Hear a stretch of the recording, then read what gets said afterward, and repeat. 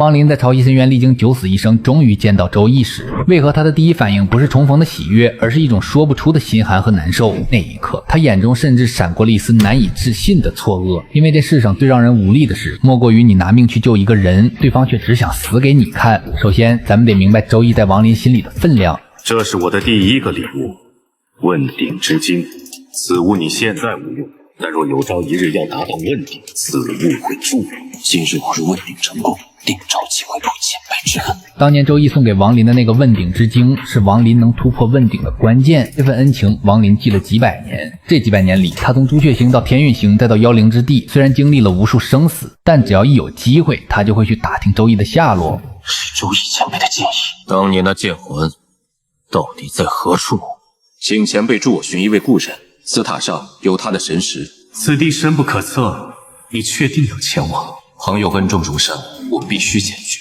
哪怕最终得知周易所在之处是连第二部大能都忌惮的潮汐深渊，哪怕门口守着恐怖的灵天后神念，王林怕了吗？没有，他怀揣着那是对我好过的大哥，我不能不管的这份执念。明知山有虎，也偏向虎山行，但闯阵的代价是巨大的。面对灵天后那种级别的对手，王林一个问鼎初期要去硬刚，那绝对是拿命在填。他几乎是用尽了所有的底牌，把自己搞得遍体鳞伤，才像个血人一样爬到了周易面前。那一刻，王林心里是有一团火的。他觉得只要自己到了，只要自己伸出手，就能把大哥拉出泥潭。他满心欢喜的以为这将是一场热血的重逢，是一场兄弟齐心其利断金的佳话。但现实给了他一盆最冷的冰水。眼前的周易身上全是死气，眼神空洞的像口枯井。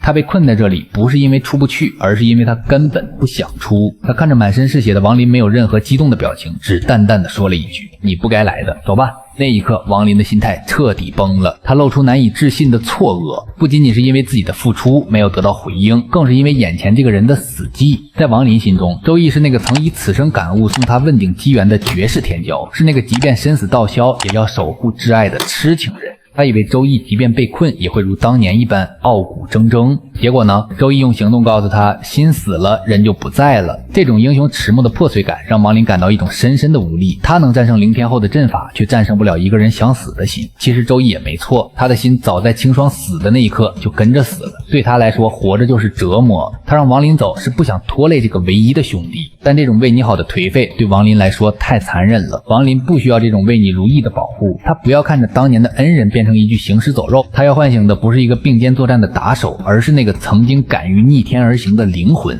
好在王林终究是最懂周易的人，他压下了心头的失望，没有继续劝说，而是直接拿出了杀手锏。他看着眼神空洞的周易，缓缓说出了一句石破天惊的话：“周大哥，你口中的婷儿其实就是青林仙帝之女青霜，而且青林仙帝好像并没有死。”这句话就像是一道惊雷，狠狠地劈在了周易那颗已经死寂的心上。那一瞬间，周易眼里的死气散了，取而代之的是滔天的狂喜和战意。如果青林还活着，那青霜就有救，这就意味着他这几千年的等待不是毫无意义的。只要有一丝希望，那个原本一心求死的男人就能瞬间变成敢把天捅破的战神。这其实挺让人唏嘘的。我们拼尽全力想要去拉一把那些深陷泥潭的人，却往往发现真正能救他们的从来不是我们的手，而是他们自己心里那点还没死透的念想。周易活了，不是因为王林的修为有多强，而是因为王林给了他一把钥匙，打开了那扇名为希望的锁。而王林就是那个在这个冰冷世界里唯一愿意为兄弟点燃这把火的人。